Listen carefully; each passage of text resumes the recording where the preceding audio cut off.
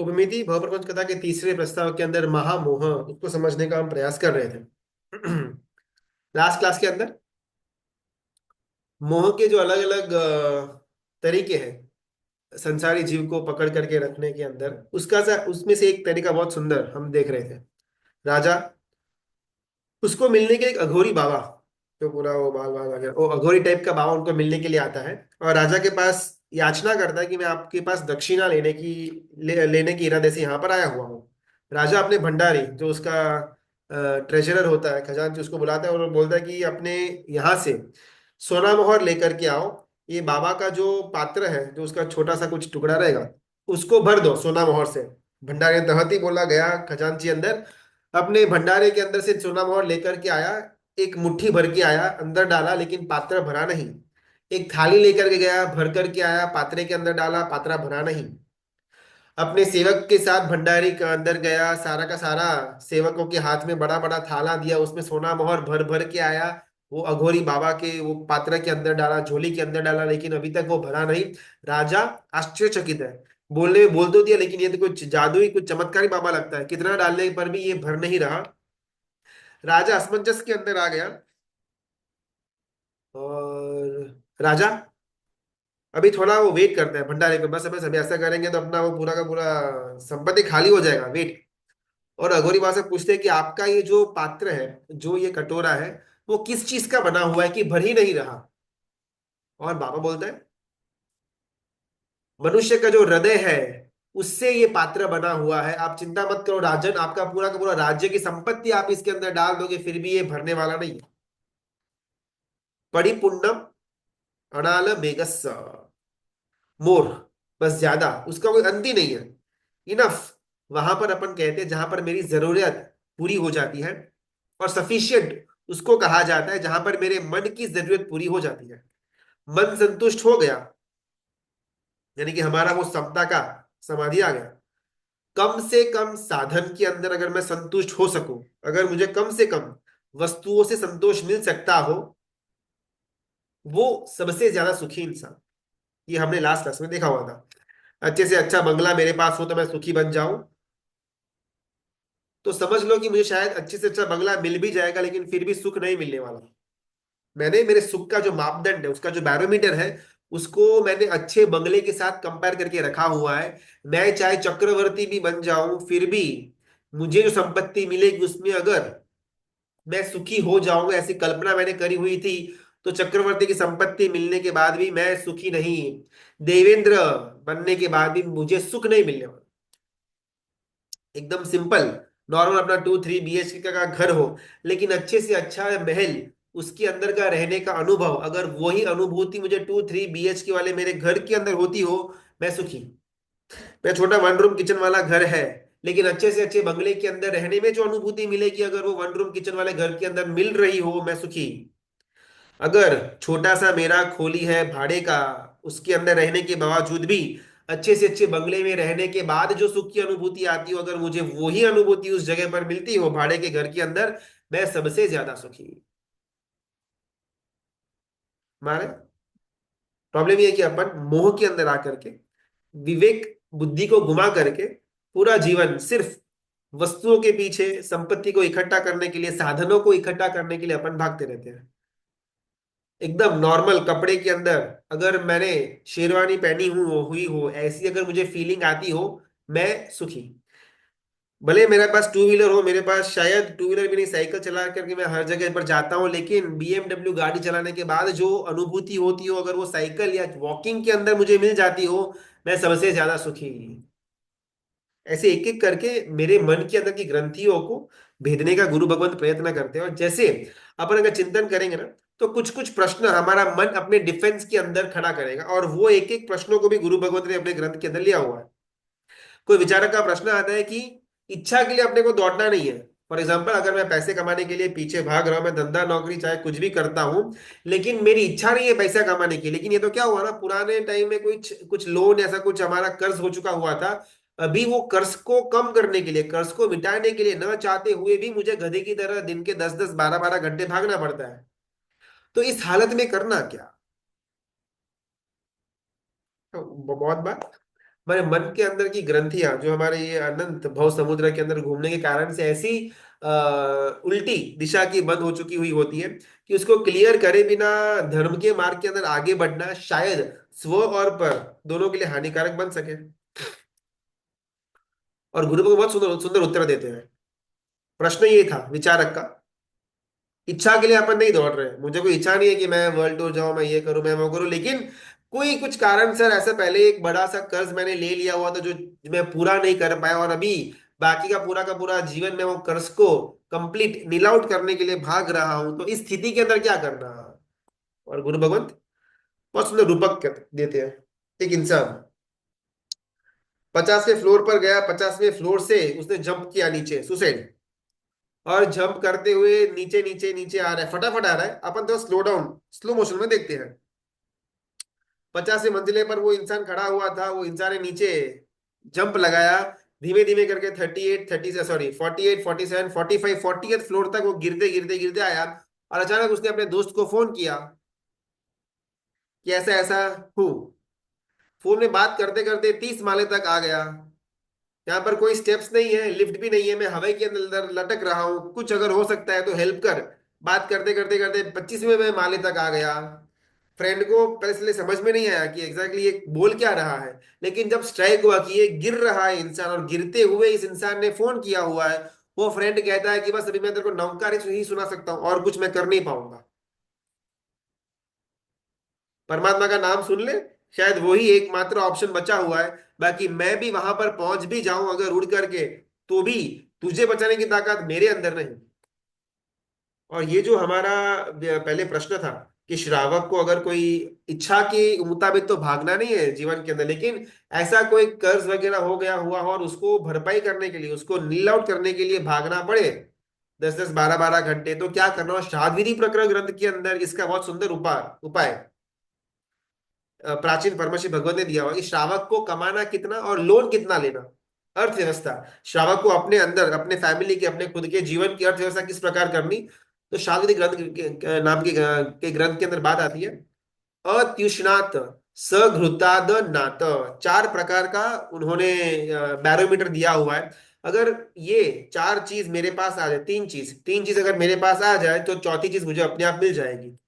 पहली चीज की बात करते हैं, अगर मेरे पास रूखा सूखा भोजन नहीं, घी वाला नॉर्मल भोजन, अतुष्ण्यात सघृताद अन्नात, सघृत यानी कि घी के सहित वाला अन्न अगर मुझे खाने को मिले, वो सबसे पहला मेरा रिक्वायरमेंट। रूखा सूखा भोजन मिले, रोटी खाकर के चला लेंगे, वो एक्सट्रीम की बात नहीं हो रही है। श्राद्ध विधि प्रकरण नाम का ग्रंथ है, तो श्रावक के अनुरूप क्या मन की दशा होगी, उसको ध्यान में रखने के बाद गुरु भगवंत ने ये ग्रंथ की रचना करी हुई थी।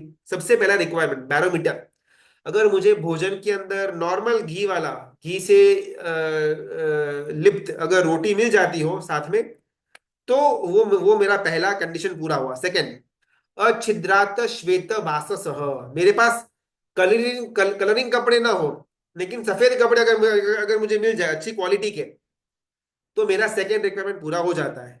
तीसरा, अपरप्रेष्य भावाच, हमको किसी के सामने लाचारी न रखनी पड़े, किसी के सामने हाथ आगे न करना पड़े, अपना खुद का जीवन चलाने के लिए किसी का मोहताज न बनना पड़े, ये तीसरा रिक्वायरमेंट। अगर जीवन के अंदर ये तीन चीजें मेरी फुलफिल हो जाती हो, शेष मिच्छन पत्य अगर खाने के अंदर घी से लिप्त रोटी मिलती हो, पहनने के लिए रंगीन कपड़े नहीं, लेकिन अगर व्हाइट एंड व्हाइट भी नॉर्मल कपड़े मिल जाते हो, और तीसरा, किसी के सामने हाथ फैलाना ना पड़े लाचारी पूर्वक जीवन निर्वाह करने के लिए, अगर ये तीन चीज श्रावक को अपने जीवन में मिल जाती है, तो श्रावक को कभी भी कर्ज लेना नहीं चाहिए, फिर चाहे वो बैंक का हो या दोस्त का हो या एनबीएफसी किसी भी वस्तु का हो। अगर ये तीन चीजें हमारे जीवन के अंदर है, तो श्रावक को कर्ज नहीं लेना। ये आज से लगभग 700 800 साल पहले, लगभग 15वीं शताब्दी के अंदर ये ग्रंथ की रचना करने में आई थी, जिसका नाम था श्राद्ध विधि प्रकरण ग्रंथ, और इसके अंदर ये बात आती है।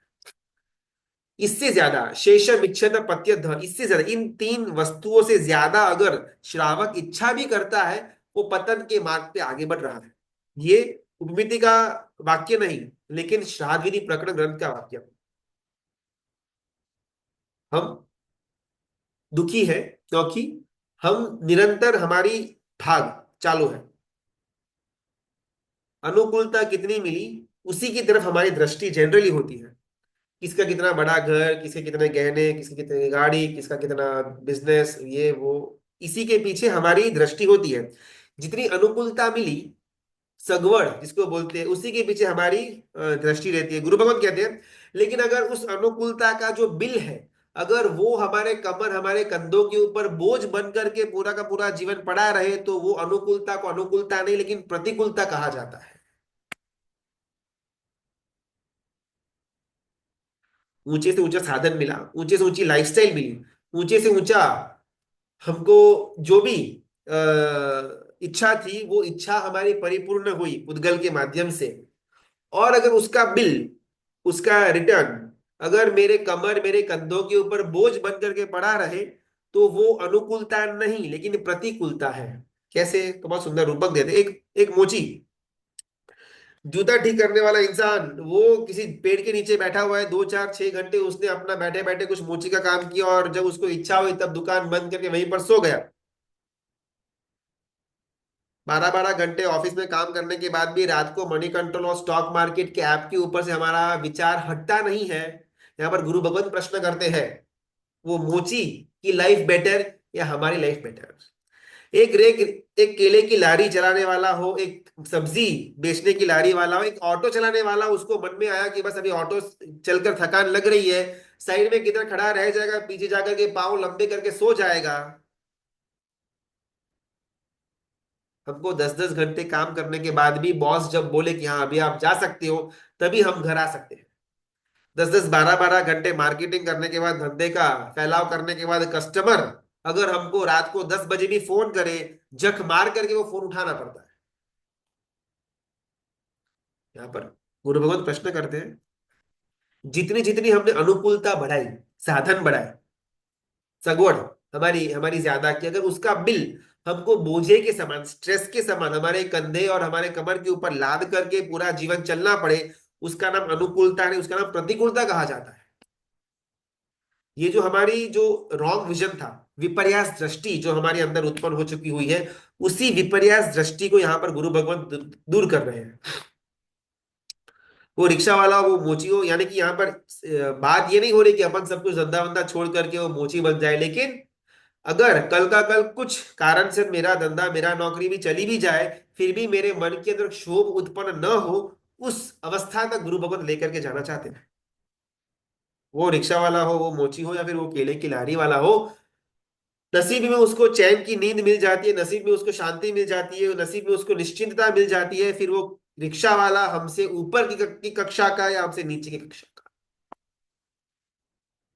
भले उसके पास भाड़ा का घर हो, हमारे पास ओनरशिप के अंदर बंगलो हो, भले उसके पास टूटा फूटा कोई पुराना साइकिल हो, कोई स्कूटी या फिर कोई एक्टिवा लेकर के घूमता हो, अपन BMW ऑडी गाड़ी के अंदर घूमते हो, भले वो शायद पूरे महीने के 10 15 20 हजार भी न कमाता हो, और हम दिन के 5 हजार 10 हजार कमा लेते हो, लेकिन उसका सुख स्वतंत्रता वाला है, उसका सुख स्वाधीनता वाला है, उसका सुख सत्ता वाला है। हमारा सुख न स्वाधीन है, न स्वतंत्र वाला है, और हमारे मन के अंदर उसकी कोई सत्ता भी नहीं पड़ी। पर गुरु भगवत कहते हैं, जीवन के अंदर 15 20 25 साल भागने के बाद भी अगर ऐसी परतंत्रता, ऐसा डिपेंडेंस किसी के ऊपर करना पड़े, चाहे वो बॉस हो या क्लाइंट हो, अगर किसी के ऊपर इतना ज्यादा डिपेंडेंस करना पड़े, तो जीवन के 15 20 25 साल बाद जब पीछे मुड़ करके देखे, तो अपने आप को सक्सेसफुल नहीं लेकिन फेलियर समझना।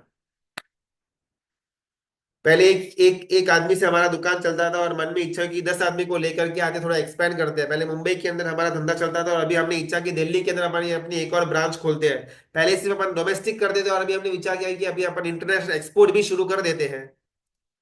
बस बढ़ाओ बढ़ाओ बढ़ाओ बढ़ाओ, ये बढ़ाने की जो चिंता है, बढ़ाने का जो टेंशन है, उससे जो बॉडी के अंदर रोग हुए, जो संबंध के अंदर तनाव आए, जो संबंधों के अंदर नीरसता आ गई, संबंधों के अंदर प्रेम भाव चला गया, जो हमारी मानसिक भाव हिंसा बढ़ी, जो हमारी उपाधि रोग के कारण से बढ़ी, जो हमारे दुश्मन बढ़े, जो आत्मा का सत्यानाश हमारा हुआ, उसको हकीकत के अंदर प्रॉफिट कहा जाएगा, लॉस कहा जाएगा।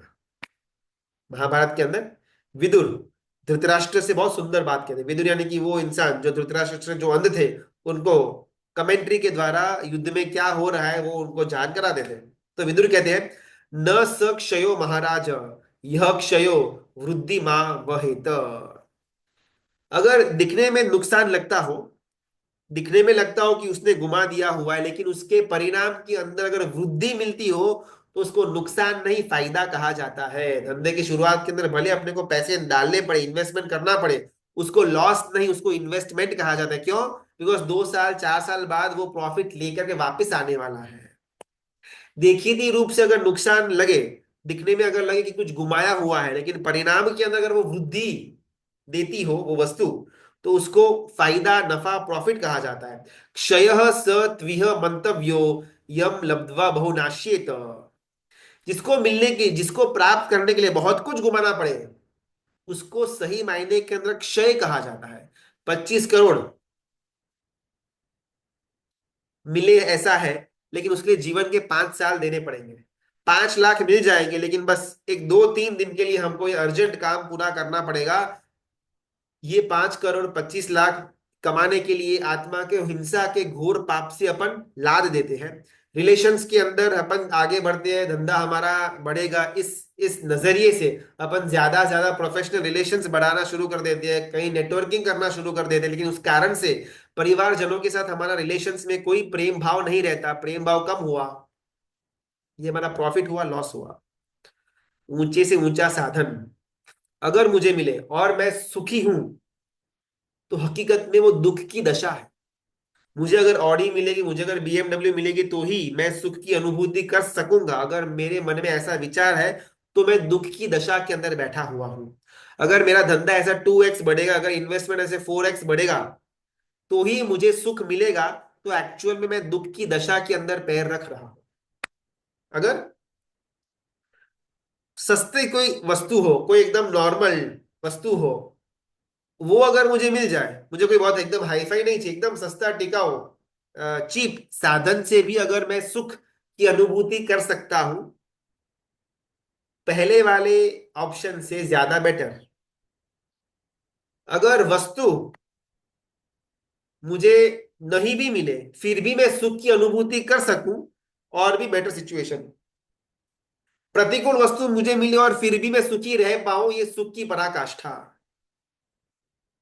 तात्विक रूप से देखना है, ज्यादा से ज्यादा साधन अच्छे अगर मुझे मिलेंगे तो ही मैं सुखी, ये सबसे निचले कक्षा की भावना। मुझे सस्ता टिकाऊ कुछ मिल जाता हो, उससे अगर मुझे सुख की अनुभूति हो जाती हो, मैं उसके ऊपर के लेवल का सुखी। मुझे मेरी अनुकूलता की वस्तु नहीं भी मिले, फिर भी मैं अपने आप को सुखी समझू, तीसरे लेवल का सुखी। मुझे प्रतिकूलता वाली वस्तु मिले और फिर भी मैं परम सुख का आनंद लुटा सकूं, मैं परम सुखी। पराकाष्ठा वाला सुख मैंने प्राप्त किया हुआ है। हकीकत में अगर सुख किसी के अधीन हो, उसका नाम सुख नहीं, लेकिन ज्ञानी की दृष्टि में उसका नाम दुख है।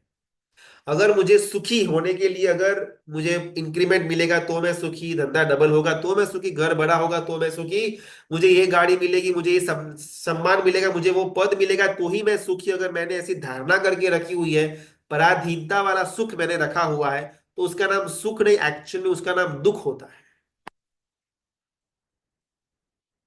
सुख के लिए हमको किसी के साथ झूठ बोलना पड़े, सुख के लिए हमको किसी वस्तु की आवश्यकता हो, सुख के लिए हमको कोई व्यक्ति चाहिए, सुख के लिए अगर हमको कोई घटना घटित हो तो ही मैं सुखी, सुख के लिए अगर हमको कोई त्योहार चाहिए, सुख के लिए अगर हमको कोई अवसर चाहिए, सुख के लिए अगर हमको कोई स्पेसिफिक वातावरण चाहिए, ऐसे खास खास खास खास कंडीशन हो, तो ही मैं सुखी। मेरा जो पड़ोसी है वो एकदम सपोर्टिंग होना चाहिए, तो ही मैं सुखी। धंधा बराबर चले तो ही मैं सुखी। मार्केट तेजी के अंदर हो तो ही मैं सुखी। मेरे कॉम्पिटिटर मुझ तक न पहुंच पाए तो ही मैं सुखी। मेरे सामने मेरे दुश्मनों का बल कम हो तो ही मैं सुखी। कुछ समय पहले ना, मनुष्य भाव की 10 दुर्लभता का अपन ने एक छोटा सा दृष्टांत देखा होता, 10 दृष्टांत थे कि ऐसा ऐसा ऐसा ऐसा अगर हो भी जाए, फिर भी वो पॉसिबल है, लेकिन मनुष्य का भाव मिलना वो उससे भी ज्यादा दुर्लभ है। अलग अलग 10 दृष्टांत आते हैं। यहाँ पर गुरु भगवंत कहते हैं कि उसी के लेवल का हमने हमारे मन के अंदर एक पिरामिड रच के बना करके बैठे हुए हैं कि ऐसा ऐसा ऐसा ऐसा ऐसा ऐसा फुलफिल हुआ तो ही मैं सुखी, अगर इसमें से कुछ मिसिंग है तो मैं दुखी। हरिभद्र श्री महाराजा कहते हैं, सर्वम परवशम दुखम, सर्वमात्म वशम सुखम। जितना भी परवशता वाला है, भले वो सुख हो, वो दुखी कहा जाएगा। मुझे गाड़ी की इच्छा थी, गाड़ी मिल भी गई, लेकिन मुझे अगर गाड़ी मिलने पर ही सुख, सुखी मैं हूंगा, मुझे सुख की अनुभूति होगी, मुझे आनंद की अनुभूति होगी, मैं पराधीन वस्तु के अंदर सुख की कल्पना करके बैठा हुआ हूं, तो मैं सुखी नहीं लेकिन एक्चुअली में दुखी हुआ हूं। मेरा मनपसंद पात्र के साथ ही अगर मेरा लग्न हो, और मेरा लग्न हो भी जाए, और मुझे लगे कि ये लग्न करने के बाद ही मुझे सुख मिलेगा, मैं एक्चुअली दुखी हूं। मार्केट के अंदर तेजी नहीं आ रही, गवर्नमेंट ने कुछ अलग लॉस लेकर के आ गए, अगर मुझे सुखी होना है तो गवर्नमेंट अगर ये लॉस लेकर के आए मेरे अनुरूप, मेरे फेवरेबल, तो ही मैं सुखी। अगर मैं इस भ्रमणा के अंदर बैठा हुआ हूं, मैं दुखी। अगर जोर से पेट के अंदर भूख लगती हो और उस समय सामने भोजन मिल जाए, मैं टाटा। एकदम रात को चैन की 5 6 7 8 9 घंटे की नींद आ जाती है, उसमें हो बीच बीच में कोई टेंशन, कोई विचारों का स्ट्रेस हमको ना हो, मैं बिरला। मेरे मन के अंदर 24 घंटे, 20 घंटे, 18 घंटे, 16 घंटे, 12 12 घंटों तक पैसा पैसा पैसा न चलता हो, मैं सही मायने के अंदर अंबानी। हमको ना हमारे मन के अंदर श्रीमंताई की या वैभव की जो व्याख्या है, उसको थोड़ा चेंज करना पड़ेगा। रोग बढ़ते जाए, चिंताएं बढ़ती जाए, स्ट्रेस बढ़ता जाए, रात्रि का जागरण बढ़ता जाए, रात की नींद हमारी हराम हो जाए, इसको श्रीमंताई नहीं, इसको गरीबाई कहते हैं। हमारी विपर्यास दृष्टि में हमने इसी वस्तु को श्रीमंताई मान लिया। हमारी दृष्टि के अंदर घर मिलेगा तो सुख हमको मिलेगा। अभी अपन शायद भाड़े के मकान के अंदर रह रहे हो, हमारा खुद का एक मकान हो जाए, भले छोटा 1 BHK 2 BHK चलेगा, लेकिन ये भाड़े का मकान तो नहीं होना, खुद का मकान हो जाए तो मुझे सुख मिलेगा। और परमात्मा की वाणी कहती है कि घर छोड़ोगे तो सुख मिलेगा। परमात्मा की वाणी और हमारे मन का जो लेशिया है, हमारे मन की जो मान्यता है, वो एकदम ऑपोजिट है। परमात्मा बोल रहे घर छोड़ो तो सुख मिलेगा, हमको ऐसा है कि हमारा खुद का घर हो तो ही मैं सुखी।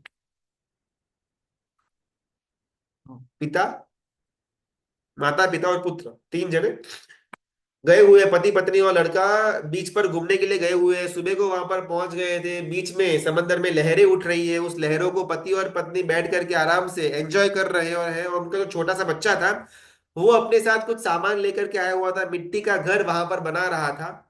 सुबह का 9 10 11 12 2 3 4 बहुत मस्त सुंदर कासल बना दिया मिट्टी के अंदर।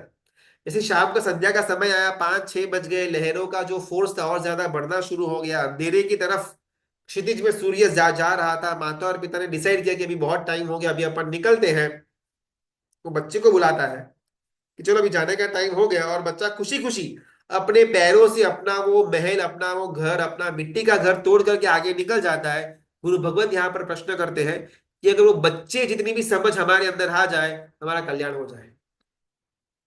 बाल धूली गृह क्रीड़ा तुल्यास्याम भति सर्वथा। अगर इतनी भी बुद्धि, अपने को ज्यादा कोई केवली का आलम्बन नहीं चाहिए, अगर ये नॉर्मल घटना, इसके अंदर जो बालक की बुद्धि थी, अगर वो बुद्धि भी मेरे अंदर आ जाए, भांति सर्वथा। ऐसे एक एक करके मन के अंदर के मोह को गुरु भगवंत दूर करते हैं। तो ये विचार का प्रश्न, उसके मन का शायद अपने मन में किधर ना किधर ये प्रश्न घूम रहा हुआ होगा कि 24 24 तीर्थंकर परमात्मा, राजाधिराज, कोई तो चक्रवर्ती, राजा तो मिनिमम लेवल में थे, राजकुमार तो थे, सारे के सारे तीर्थंकर परमात्मा राजा राजकुमार चक्रवर्ती, और हमको क्या हमेशा पुण्य श्रावक जैसी स्थिति के अंदर ही रहना। बस थोड़ा बहुत 2 4 रोटी मिल जाए, छोटा मोटा एक रूम का घर मिल जाए, छोटा मोटा एक आधा 2 व्हीलर 4 व्हीलर मिल जाए, तो बस हमको खुश रहने का। लेकिन तीर्थंकर परमात्मा को ये राजा पना, ये साहिबी, ये सुख, वो चक्रवर्ती, ये सब कुछ उनको मिले, उसके लिए कोई प्रॉब्लम नहीं। और हम उनके अनुयायी होकर के भी हम अगर सिंपल रहे, ऐसा दोगलापन क्यों। और बहुत सुंदर यहाँ पर गुरु भगवंत, ये सब क्या ना, कहीं ना कहीं हमारे मन के अंदर की डिफेंस प्रकृतियां होती है। बहुत इजीली हम ये तत्वों को शायद मान ले अभी तो, लेकिन थोड़ा चिंतन मंथन करेंगे तो हमारे मन से अलग अलग एक्सक्यूज बाहर निकलेंगे। अरे वो भी तो ऐसा किया था, अरे ये भी तो ऐसा किया हुआ था, अपन ही क्या क्या ऐसे एकदम सिंपल रहना, वो आगे बढ़े ये आगे बढ़े, अपने को बस उधर का उधर रहने का। तो ऐसा कहीं ना कहीं मन के अंदर की वृत्तियां प्रश्न करके हमारे विचारधारा को विचलित न करे, उस कारण से गुरु भगवान ने खुद ही प्रश्न दे करके उसका उत्तर भी देते हैं। परमात्मा की 12.5 सालों की तपस्या, साधना, परिश्रम और उपसर्गों को सहन करना, उन्होंने वो 12.5 वर्षों के अंदर किया। राजपाट को छोड़ने की घटना भी उनके जीवन के अंदर थी। राजपाट के अंदर रहने की भी समय उनके जीवन के अंदर का था। यहां पर गुरु भगवत हमको प्रश्न करते हैं कि हमको दिखता कौन सा है। उन्होंने राजपाट छोड़ करके 12.5 वर्षों का साधना परिश्रम किया, वो दिखता है, या राजपाट के वैभव के अंदर उन्होंने अपने जीवन के 28-30 साल निकाले, हमको वो नजर में आता है। हमको दृष्टि यहां तक पहुंचानी है कि राजपाट होने के बावजूद भी परमात्मा ने उसको छोड़ा। परमात्मा की इच्छा नहीं थी कि मुझे राजपाट मिले, उसके लिए प्रयास नहीं किया हुआ था, लेकिन पूर्व भव के किए हुए चारित्र की आराधना के पुण्योदय के कारण से एकदम सहजता से राजमहल के अंदर उनको जन्म मिला। कहीं पर वो युद्ध करके चक्रवर्ती पणा को साबित करने नहीं गए थे, कहीं सामने वाले राजा के साथ शस्त्र उठा करके उन्होंने राज्य की प्राप्ति नहीं करी हुई थी।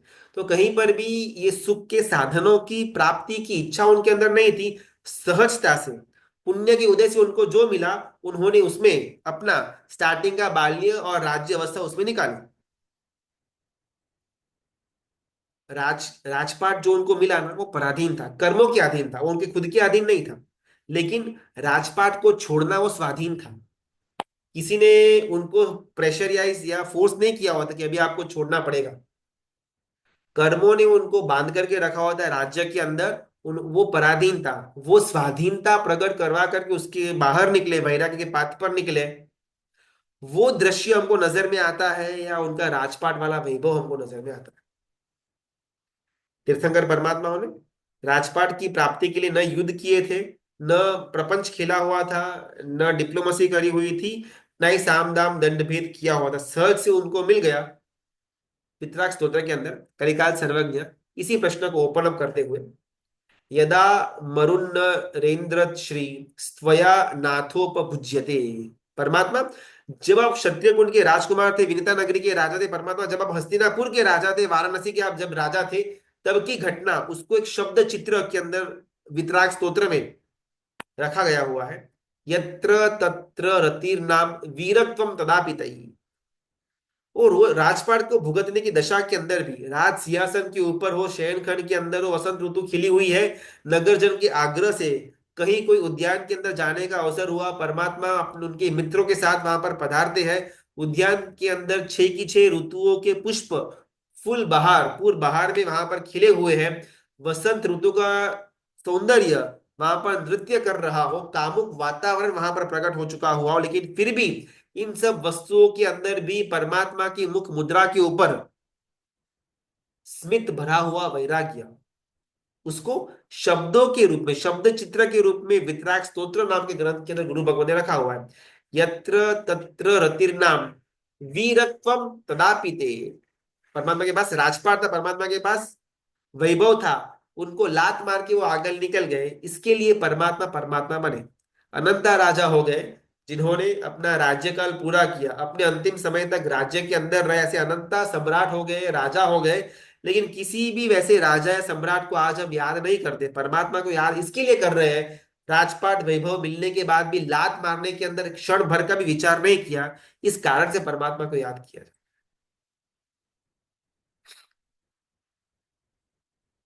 अभी भी ना हमारे अंदर संसार की तृष्णा पड़ी हुई रहती है। परमात्मा के पास संसार की अपन याचना कर सकते हैं, संसार में दुख हो तो किसके पास जाना, संसार में ये हो तो किसके पास जाना। अभी भी हमारे अंदर कहीं ना कहीं हाथ रख करके एक बार पूछना अपने आप को कि संसार की तृष्णा सही मायने में मेरे अंदर है या नहीं है।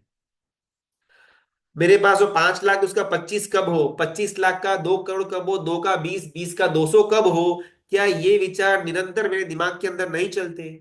जो 2 लोग मुझे जानते हो, कैसे 20 लोग जाने, 20 को कैसे 200 लोग मेरे को जाने, मेरा मान सम्मान हो, मुझे कैसे पद मिले, प्रतिष्ठा मिले, सत्ता मिले, क्या इसके लिए मेरे मन में विचार नहीं आता? मेरी आज संपत्ति इतनी है, कैसे मैं उसको इतनी कर सकता हूँ, साथ साथ पेड़ी बैठ करके खाए फिर भी संपत्ति न खूटे, 7 पीढ़ी तक मेरा नाम कायम रहे, उसके लिए क्या मेरे मन में इच्छा नहीं जागृत होती? और बहुत सुंदर तत्व उपविधि भवरज कथा के अंदर गुरु भगवत रखते हैं कि नैश्चिक नय से, यानी कि निश्चय नहीं से परमात्मा की पूजा यानी कि क्या? परमात्मा की जो प्रतिमा जी है वो उनका पाषाण का देह है, वो भौतिक देह है।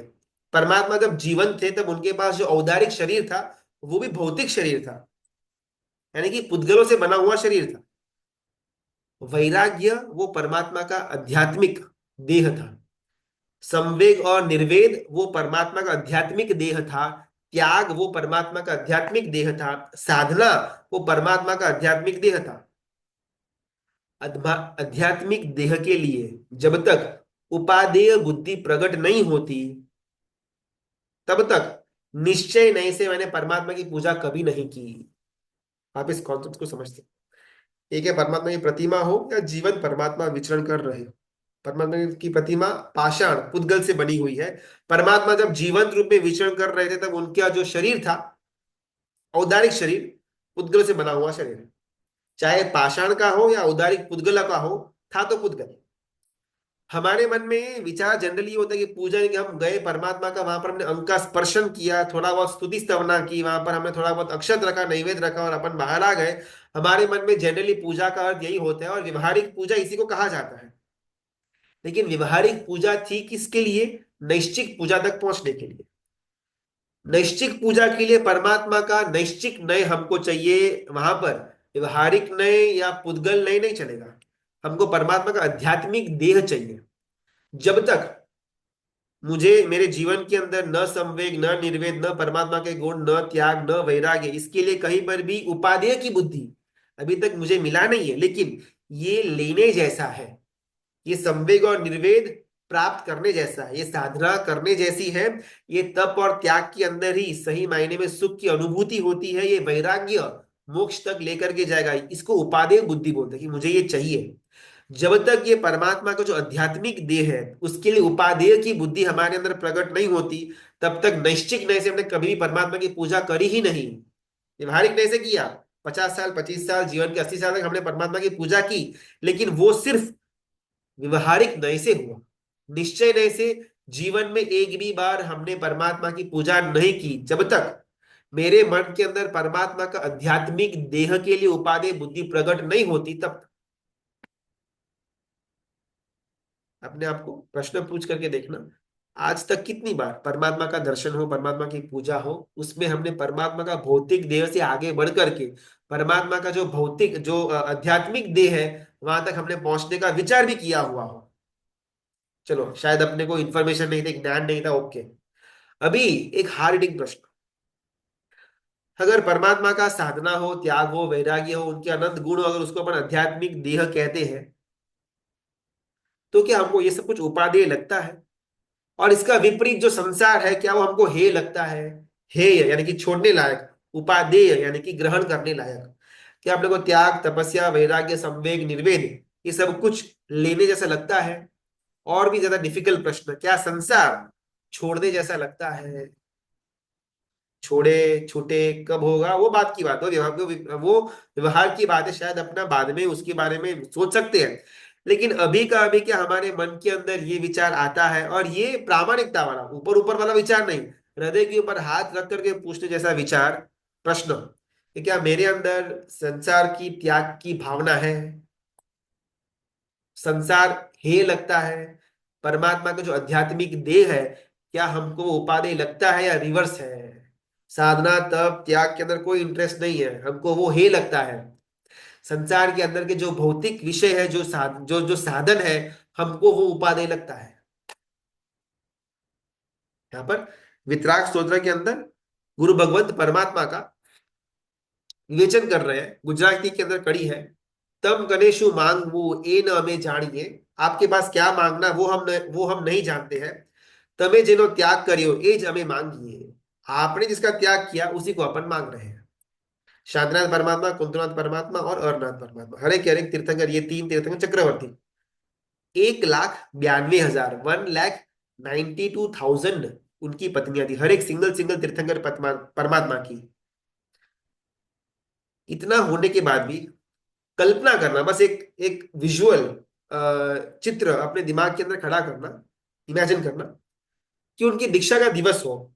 ये चक्रवर्ती परमात्मा अभी चक्रवर्ती पने से बाहर और शिबिका के अंदर बैठ करके दीक्षा लेने के लिए जा रहे हैं, वो चित्र को जरा आंखों बंद करके मन के सामने प्रकट करवाने का प्रयत्न करना।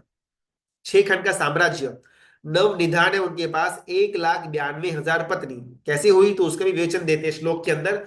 64,000 राजकुमारियां, 64,000 राजकुमारियां, और हर एक राजकुमारी अपने साथ दो दो कन्याओं को, अपनी सखियों को लेकर के आती है। तो 64,000 इंटू 3 हुआ, एक राजकुमारी प्लस दो उनकी सहेलियां, ऐसे कुल 1,92,000 स्त्रियों के साथ चक्रवर्ती की शादी होती है।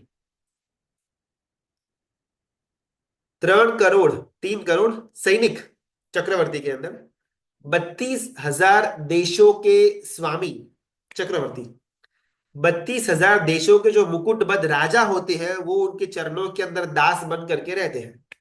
देवों से पूरा का पूरा आकाश भर चुका हुआ था, मनुष्य से पूरा का पूरा धरती भर चुकी हुई थी। हस्तिनापुर के राजमार्ग के अंदर शिबिका के ऊपर आरूढ़ होकर के परमात्मा दीक्षा लेने के लिए जा रहे हैं। परमात्मा की मुख मुद्रा की कल्पना करना, आंखें बंद करके। 1,92,000 पत्नियां थी, 3 करोड़ सैनिक थे, 32,000 मुकुटधारी राजा उनकी सेवा के अंदर थे। कितनी संपत्ति होगी उसका तो अपन यहाँ पर कोई भी फिगर लेकर के नहीं आते, बिकॉज वो फिगर शायद अपन निकाल नहीं पाएंगे। देवों से पूरा का पूरा आकाश भरा हुआ था। और अगर अपन प्रजा को छोड़ दे, सिर्फ उनके सैनिक, उनकी पत्नियां और उनका परिवार को भी अगर अपन शामिल करें, जस्ट इमेजिन कितनी भीड़ वहां पर लगी हुई होगी। और उसके बीच में परमात्मा शिविका के अंदर बैठ करके हस्तिनापुर के राजमार्ग से बाहर निकल रहे हैं। नगरजन भी वहां पर मौजूद है। वो अधीरे बन चुके हुए, आंखों से आंसुओं की धारा बह रही है कि हमको छोड़ करके मत जाओ, हमको छोड़ करके मत जाओ। किसी किसी की आंखें सूज गई हुई होगी, कोई अपने आप को बहुत अभागी मानता होगा, परमात्मा के सामने गिड़गिड़ाता होगा कि बस आप मत जाओ, यहां पर रुक जाओ, आप यहां पर रुक जाओ। कोई उनके मित्र के वर का भाग करके उनके शिविका के बाहर जो खेस लटक रहा हुआ होगा उसको खींच करके उनको रोकने का प्रयत्न करते होंगे, बस रुक जाओ रुक जाओ। और सिद्धसेन दिवाकरश्री महाराजा ये द्वात्रिंशिका नाम के ग्रंथ के अंदर इसका उल्लेखन करते हैं। न भाव शून्यम जग्रहुर मनस्ते। परमात्मा लोगों को देखते थे, लोग भी परमात्मा को देखते थे। लोगों के अंदर परमात्मा सिर्फ एक दृष्टि का माध्यम था, लेकिन कभी भी लोगों के अंदर, वो समूह के अंदर परमात्मा की झंखना नहीं थी। वो परमात्मा के बाहरी देह को चाहते थे, परमात्मा के आध्यात्मिक देह को नहीं चाहते थे। इसी कारण से वो लोग शिविका के पीछे पीछे भागे, लेकिन जिस समय परमात्मा ने दीक्षा ले ली उनका सारा का सारा सुख वैभव छूट गया। लोग भी यू टर्न करके निकल गए। वो जितने भी 3 करोड़ थे या 1,92,000, जो भी अपनी संख्या हुई नगरजनों को साथ मिला करके, हर एक व्यक्ति वहां पर सिर्फ और सिर्फ परमात्मा के बाहरी देह को देख करके आंसू गिरा रहा था। जैसे ही परमात्मा श्रमण बन गए, उनका पंचमुष्टि लोच हो गया, वो साधु बन गए, हर एक का हर एक व्यक्ति यू टर्न लेकर के वापस घर की तरफ चला गया। आज के दिन तक भी हमारे अंदर सेम टू सेम, हम सिर्फ परमात्मा के भौतिक देह के पीछे भाग रहे हैं, लेकिन जब परमात्मा का आध्यात्मिक देह की बात आती है, वैराग्य की बात आती है, संवेग निर्वेद समता की बात आती है, अपन शून्य। हमको उससे कोई लेना देना है ही नहीं। और उस ग्रंथ के अंदर परमात्मा ग्रंथकार भगवत बात करते हैं, भौतिक देह के पीछे भागने के द्वारा वहां पर जितने भी लोग थे, सैनिक थे, प्रजाजन थे, उनकी पत्नियां थी, उनको कोई लाभ नहीं हुआ। आध्यात्मिक देह के पीछे भाग करके जो 200 400 600 हजार राजा साथ में दीक्षित हुए, उनको केवल ज्ञान मिला। न भाव शून्यम जग्रहुर मनस्ते। हमारे बरसों बरस बीत गए व्याख्यान पर सुनते हुए, गुरु भगवंत के मुख से परमात्मा की वाणी सुनते हुए, सालों साल बीत गए कल्पसूत्र सुनते हुए। भगवान की कथा शायद हमको बाय हार्ट हो चुकी हुई होगी। और फिर भी हमको मन के अंदर संसार का राग है। हमको अभी भी मन के अंदर संसार उपादेय लगता है। पुत्र तो होना चाहिए, धंधा तो बढ़ाना चाहिए, पैसे तो कमाने चाहिए, सत्ता तो होनी चाहिए, मान सम्मान तो मिलना चाहिए। हमको अभी भी मन के अंदर संसार उपादेय प्राप्त करने जैसा लगता है। कोई दीक्षा भी लेता हो ना, एकदम अपने माइंड के एकदम भीतरी डार्क रूम के अंदर जाकर के ये बात सोचना क्या आपको उस समय ऐसा विचार नहीं आता कि ये तो बेचारा मिस इन्फॉर्मेशन का शिकारी है?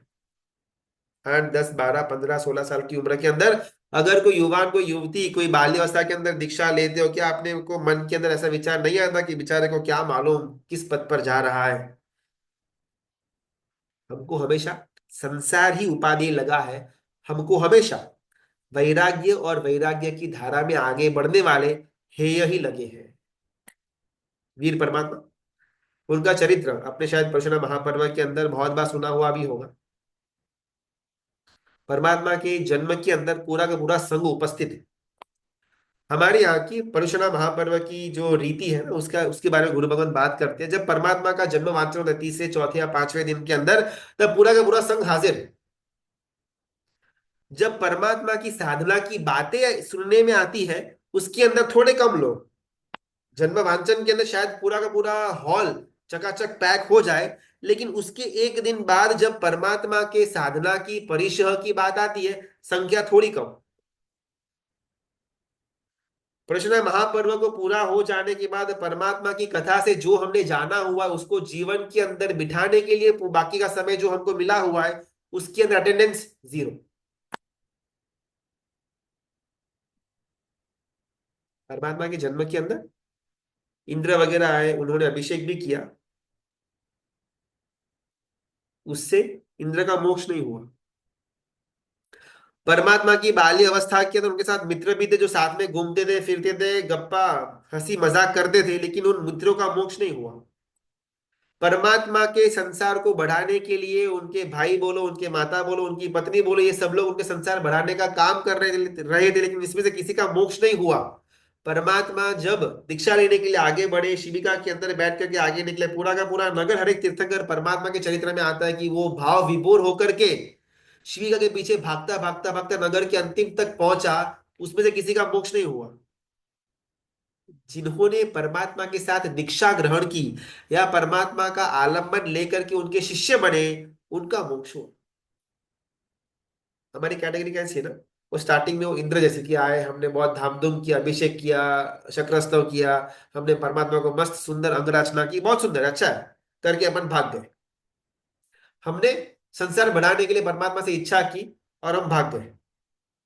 हमने परमात्मा के जन्म के अंदर श्रीफल वधेरा, हमने परमात्मा के जन्म के अंदर बधाइयां दी, हमने एक दूसरे को विश किया और हम भाग गए। लेकिन जब साधना की बात आई, तप की बात आई, त्याग की बात आई, वैराग्य की बात आई, हम वहां पर एब्सेंट। दक्षिण गुरु भगवंत कथा के अंदर आगे बढ़ते हैं। कथा के अंदर भाग वहां पर आया हुआ था कि बाल और मनीषी दोनों के साथ स्पर्शन का मिलन होता है। स्पर्शन बाल के शरीर के अंदर एकदम सूक्ष्म अपना शरीर बना करके प्रवेश करता है, और at the same time simultaneously मनीषी के शरीर के अंदर भी वो स्पर्शन प्रवेश करता है। जैसे स्पर्शन का प्रवेश बाल के शरीर के अंदर होता है, बाल एकदम से कोमल वस्तुओं के स्पर्श करने के पीछे भागदौड़ करना शुरू कर देता है, चाहे वो कोमल फूल हो, कोमल स्त्री का स्पर्श हो, या कोमल गद्दी का स्पर्श हो। उसको ऐसा लग रहा था मन के अंदर कि अगर मुझे ये मिल जाए तो मैं सुखी, और पागलों की तरह अंधाधुंध उसके पीछे भागना शुरू कर देता है। और मनीषी उसको भी स्पर्शन उसके अंदर भी प्रवेश तो करता है, लेकिन थोड़ा फर्क आता है। मनीषी सबसे पहले जानता था कि स्पर्शन से सावधान रहने जैसा है, तो जैसे स्पर्शन प्रवेश करे उसके शरीर के अंदर अंदर, उसके पहले ही ये मनीषी समता के अंदर, संतोष के अंदर लीन बन जाता है। सद्बुद्धि और विवेक के कारण से वो विषयों का संपर्क सिर्फ उसके कायिक स्तर तक रह जाता है, मन के अंदर वो आता नहीं है। हमारा सबसे बड़ा प्रॉब्लम क्या है धर्म के क्षेत्र के अंदर, कि हमारा धर्म वो सिर्फ काया के स्तर तक रह जाता है, और हमारी पाप प्रवृत्तियां मन के गहराई तक पहुंच जाती है। एग्जाम्पल, शायद आज तक मैंने बहुत परमात्मा की पूजा ही करी हुई है, और पूजा करने के बाद मैंने बहुत बार भाव पूजा भी करी हुई है, और उसके बीच में अग्र पूजा आती है, अक्षर वगैरह। तो आज तक बहुत बार मैंने अक्षर परमात्मा के सामने रखे हुए भी है, मेरे हाथ से वो अक्षत रखने की ढगली साथ्या वगैरह हो रहा था, लेकिन कभी भी मन के भीतरी तक वो अक्षत का रहस्य पहुंचा नहीं था। शुद्ध अखंड अक्षत ग्रह नंदावर्त विशाल, पूरी प्रभु सन्मुख रहो, टाड़ी सकल झंझाड़, ये कभी भी ये बात ये विचार मेरे मन में था ही नहीं। बस काया मात्र से मेरा वो धर्म हो रहा था। परमात्मा की पूजा भी टिक टिक टिक टिक, बस उंगली और केसर का स्पर्श परमात्मा की टीके के साथ हो रहा था, बाकी इसमें और कोई भी माल नहीं था। मेरा धर्म सिर्फ कायिक स्तर पर ही रह जाता है। भले शुरुआत मन से हुई होगी कि पूजा करने जाना है, फुल स्टॉप, मन का काम खत्म, बस बॉडी रोबोट की तरह जाकर के पूजा करके वापस आ जाता है। ये हमारा पहला दूषण। और दूसरा बहुत बड़ा, हमारी जो पाप की क्रियाएं हैं वो सिर्फ शरीर तक नहीं लेकिन मन की गहराइयों तक पहुंच जाती है। एग्जाम्पल, मुझे आइसक्रीम बहुत पसंद है, लेकिन अगर मैं बाहर जाकर के आइसक्रीम खाऊं और अगर मुझे कोई देख ले, ओहो अच्छा ये भाई तो बड़ा वो ये करते वो करते, तिलक बिलक ऐसा, कुर्ता पैजामा, और देखो जब कोई होता नहीं है तब निकले आइसक्रीम खाने के लिए, अगर ऐसा कोई मुझे देख ले तो बहुत खराब हो जाएगा, घर के अंदर तो मैं लेकर के आ नहीं सकता। तो मैं क्या करूंगा, ऐसी कोई जगह पर जाऊंगा जहां पर ज्यादा जान पहचान वाले लोग मिलते ना हो, और वहां पर जाकर के मैंने एक आइसक्रीम ऑर्डर किया। ये काल्पनिक घटना है। और समझो कि मैं वहां पर आइसक्रीम खा रहा हूं और मेरे मन के अंदर यही विचार चल रहा है कि अगर अभी किसी ने मुझे देख लिया तो मुझे क्या उत्तर देना पड़ेगा, मैं उसको रेडी कर रहा हूँ। और जोगानु जो कोई व्यक्ति मुझे मिल गया और बोला, ओहो आप इधर आइसक्रीम में, हाँ अभी क्या है गर्मी है, थोड़ा बहुत खा लेते हैं तो बॉडी को अच्छा लगता है।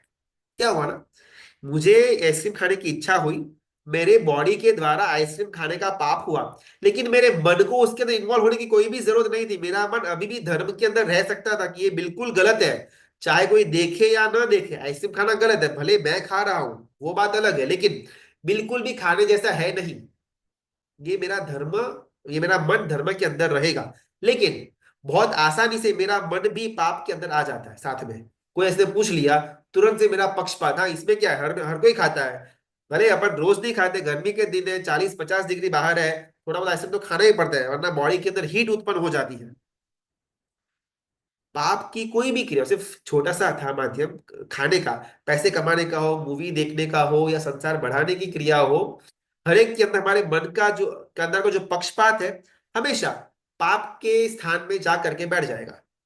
और दयनीय बात यह कि धर्म की कोई भी क्रिया काया से आगे बढ़ ही नहीं पाती, पाप की कोई भी क्रिया मन से छुपी रह नहीं पाती।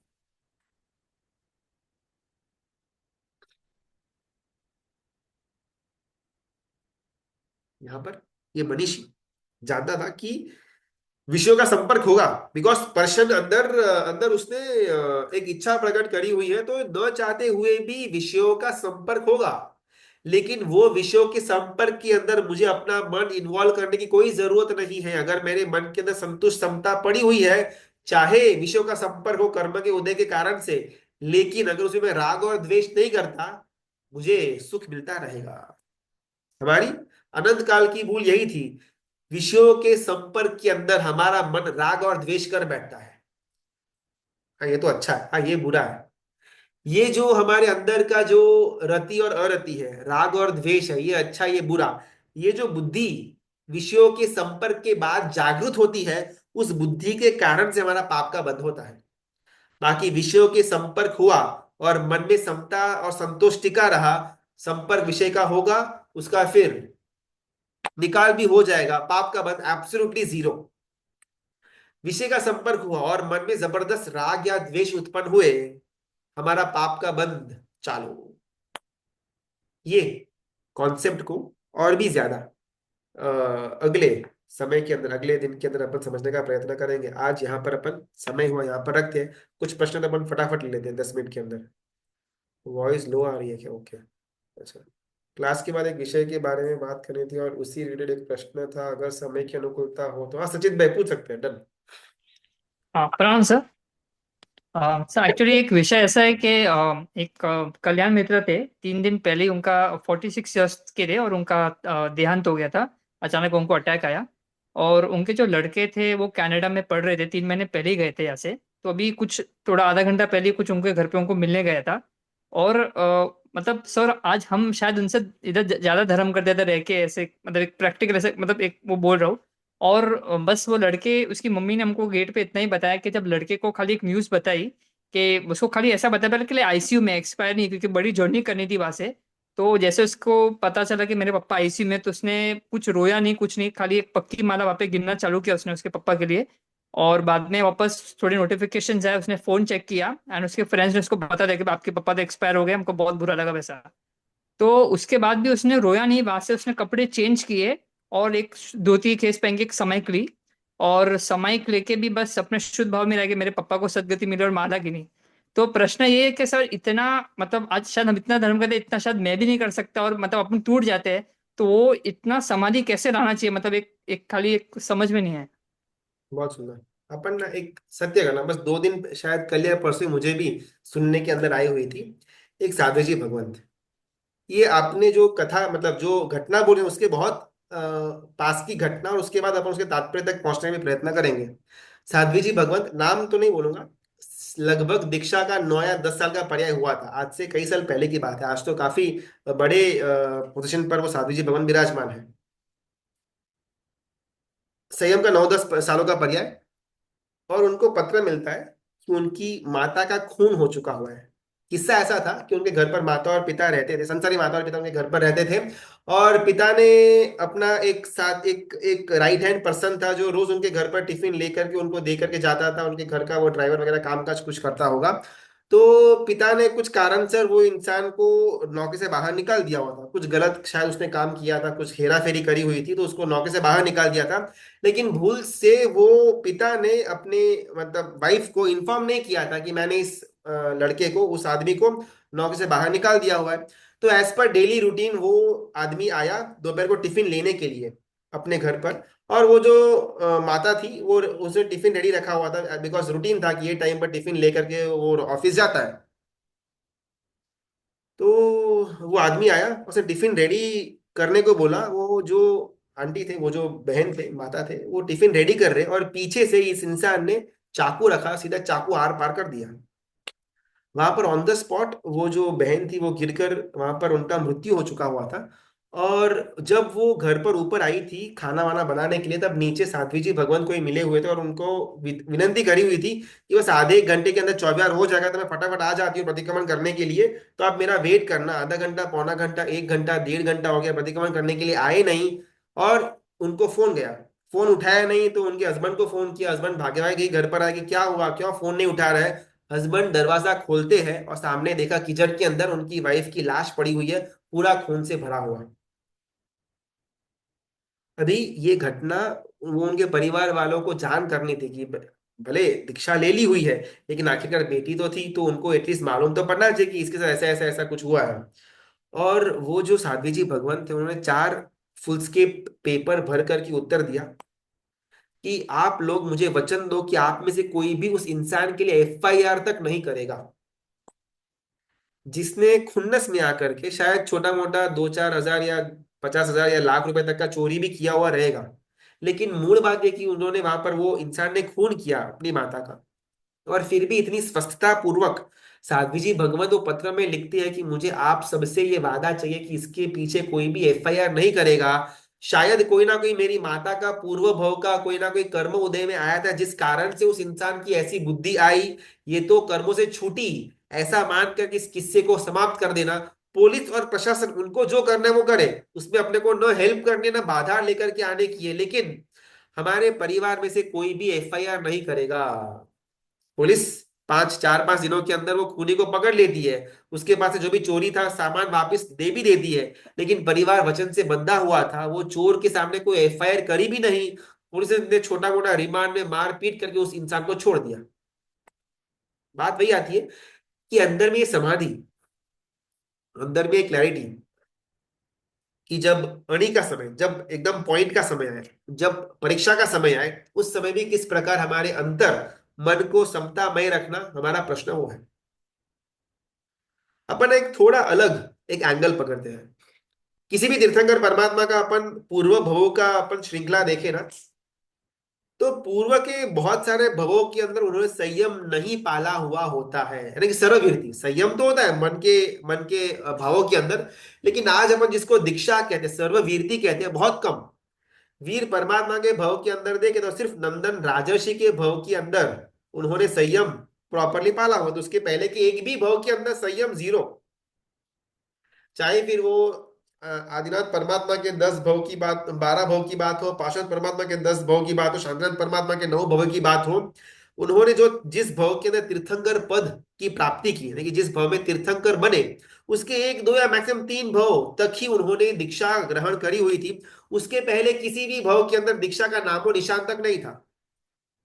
इसे कोई भी ऐसा मत समझना कि हम दीक्षा नहीं भी लेंगे तो चलेगा, बिल्कुल भी नहीं। लेकिन हमारा यहाँ पर पॉइंट वो है कि दीक्षा न लेते हुए, सर्ववीरति न फॉलो करते हुए भी जीव अपने अंदर ये समता का गुण डेवलप कर सकता है। करना चाहिए बिल्कुल भी नहीं, लेकिन ये हो सकता है। हर एक तीर्थंकर परमात्मा के भाव के अंदर यही घटना घटी हुई है। वीर परमात्मा की अब अगर अपन देखें ना, जीवन के अंदर का यू टर्न जो है, प्रिय मित्र नाम के चक्रवर्ती का भव हुआ था, लगभग 22 या 23वां भव हुआ था। वहां से उनका अपर सर्किट चालू हुआ। उसके पहले के जो 20-22 भव हुए, कंप्लीटली दुख वाले, दुर्गति वाले। तो बात यह कि हम शायद दीक्षा न ले पाए, शायद सर्वविधि ग्रहण न भी कर पाए, लेकिन ये समता भाव को डेवलप करवाना इतना कुछ डिफिकल्ट नहीं है। और ये समता भाव ऑन गोइंग प्रोसेस है, ये एक भाव तक सीमित नहीं होने वाली। हमने यहाँ इस भाव के अंदर यहाँ तक समता शायद लाई हुई हो, इसी स्टेज से अपन नेक्स्ट भाव में आगे कंटिन्यू करेंगे, फिर और आगे, फिर और आगे, और समता का शिखर हमको मिलेगा, और वो हमारा केवल ज्ञान का दिन होगा। तो ये समता भाव डेवलप करना, ये एक दिन, दो दिन, एक भाव, दो भाव का काम नहीं है, ये ऑन गोइंग प्रोसेस है। अभी ये डेवलप करना कैसे, मूल प्रश्न वो, कि चलो अपना शायद स्तर ये हो, किसी का ये हो सकता है, लेकिन अभी यहां से धीमे धीमे धीमे धीमे धीमे धीमे 2 4 6 8 10 20 भाव यहां तक आना कैसे। तो बात आती है परमात्मा के वचनों का, वाणी का जितना ज्यादा श्रवण, और श्रवण करने के बाद चिंतन करने में आएगा, अवश्य में समता भाव अंदर में उत्पन्न करवा करके रहेगा। और खास करके कर्म ग्रंथ जैसे जो साहित्य है, जो रचना है, अगर उसको अपन प्रॉपरली समझे, उसको बार बार अपन इंप्लीमेंट करें। मेरे साथ आज ऑफिस में ऐसा हुआ था, कौन सा कर्म का उदय होगा, मेरा कौन सा कर्म का उदय, सामने वाले का कौन सा कर्म का उदय, अगर हमारी ये दृष्टि बैठ जाए, चाहे हमारे सारे के सारे पैसे डूब जाए, स्टॉक मार्केट ठप हो जाए, फिर भी मन के अंदर से समता बिल्कुल नहीं जाने वाली। अगर मैंने मेरी फुर्सत के पलों के अंदर, अगर अनुकूलता के समय के अंदर मैंने परमात्मा के तत्वों का अनुकरण किया हुआ, चिंतन किया हुआ हो, तब जब टेस्टिंग टाइम आएगा, अड़ी का समय आएगा, तब वो समता भाव का टिकना बहुत सहज हो जाएगा। आज हमें स्थिति कैसी है ना, हमारा जब अच्छा समय जाता है, अनुकूलता वाला समय जाता है, तब परमात्मा के तत्व का कोई भी चिंतन नहीं। फिर जब कोई घटना, कोई दुख का ऐसा कुछ पर्याय आ जाता है, एकदम से हमारे मन के अंदर क्रोध, मान, माया लोभ, कषाय विषय वगैरह उत्पन्न हो जाते हैं। और फिर उसके बाद अपने को प्रश्न होता है कि अपने को ऐसा क्यों होता है। अरे, जब अनुकूलता का समय था तब हमने कुछ डेवलप नहीं किया, सुना बहुत कुछ, चिंतन में अपन जीरो। और फिर जब कोई घटना घटित होती है, अपन नीचे गिर जाते हैं, फिर अपन अपने आप को प्रश्न करते हैं कि अपने उसको क्षमता क्यों नहीं रही, अपने को ऐसा क्यों नहीं रहा, कैसे रहेगा। जब चिंतन करना था तब अपन टाइम पास के अंदर पड़े हुए थे, और जब उसका टेस्ट आया अपन फेल हो गए, ये तो एकदम साहस था, सच था। तो ये ट्राई करना चाहिए कि जो समता को डेवलप कर सके, समाधि शतक है, कर्म ग्रंथ के तत्व है, उसको हल्का हल्का हमारी मति के हिसाब का समझ करके, मोस्ट इंपॉर्टेंटली दिन के हर एक घटना के अंदर वो एंगल को लेकर के आए, तो बहुत इजीली हमारे अंदर समता टिकी रहेगी।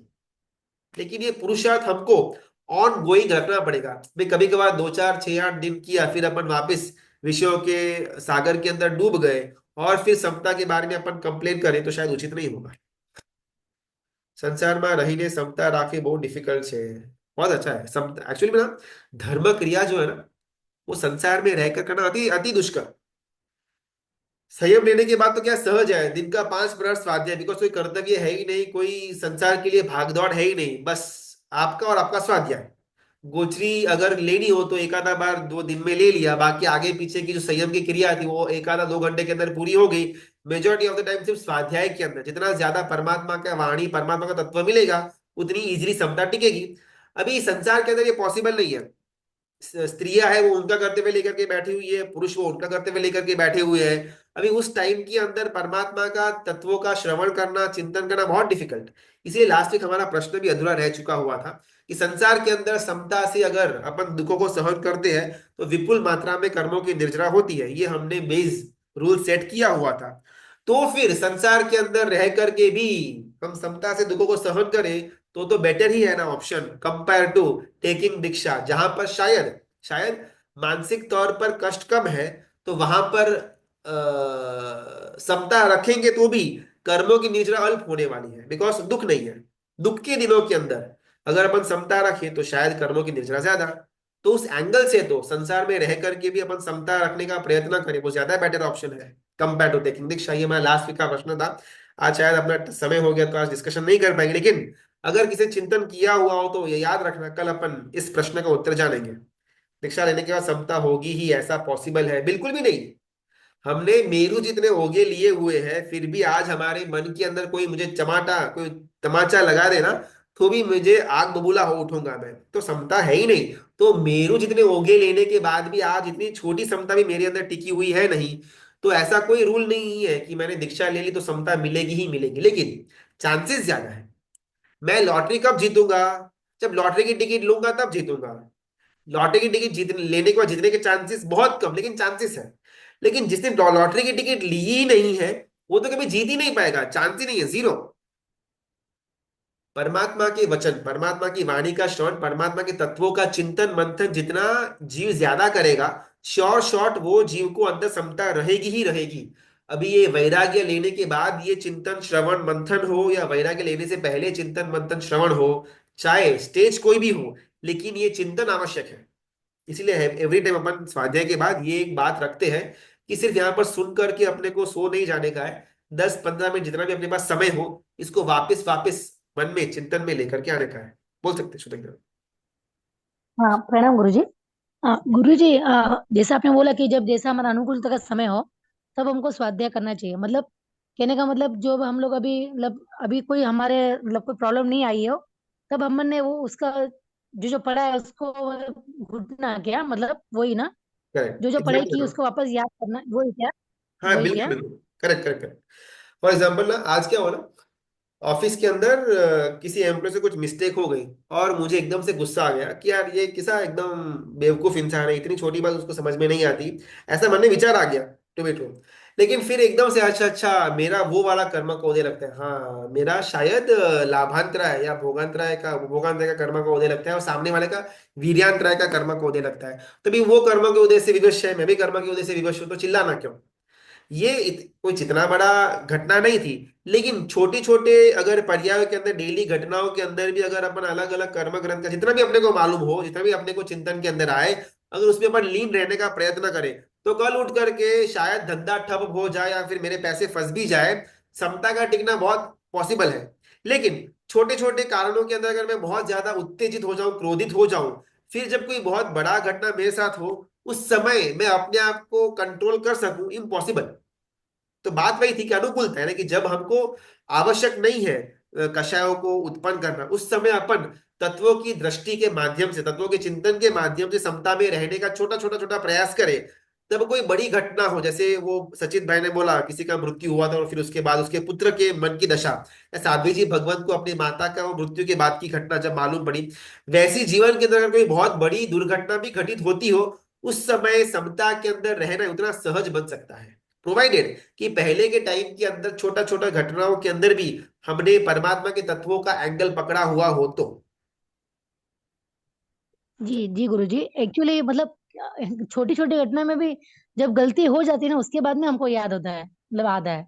वही ना, वो जब 50 हमसे साल से छोटे कूदने के मतलब बाद अपन फोन करेंगे बचा हुआ था, फिर तो पटकना ही है, कोई ऑप्शन नहीं है। कूदने से पहले वही। अगर वो दोस्त ने फोन किया हुआ होता तो शायद बच जाता। तो करने लेकिन के अभी भी बाद छोटी छोटी समतम तो हम लोग अभी छोटी छोटी समता तो खो ही रहे ना। आपने बोला कि मतलब छोटी छोटी से हम लोग सीखना चाहिए, लेकिन छोटा सा भी कष्ट होने के बाद भी हमको याद आता है कि ये नहीं करने जैसा था। ऐसे मैं बोल रही हूँ।